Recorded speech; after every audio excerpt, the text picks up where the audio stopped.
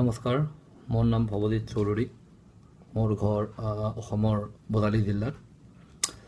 আপোনালোকে হয়তো বহুতেই জানে ছুপাৰ ফাইট লীগৰ কথা। এছ এফ এল ইণ্ডিয়াৰ এটা চবতকৈ বেষ্ট MMA প্লেটফৰ্ম হয়, MMA ফাইট লীগ হয়। এছ-এফ-এলে নতুন ছিজন ষ্টাৰ্ট কৰিছে। ইয়াতে আপোনাৰ 8টা টীম আছে: দিল্লী, হাৰিয়ানা, UP, পাঞ্জাৱ আৰু বেংগলোৰ, গোৱা, গুজৰাট আৰু পুনে। মই তাৰে গুজৰাট টীমৰ কেপ্টেইন হয়। মই অলৰেডি যোৱা 2খন ফাইটত জয়লাভ কৰিছোঁ।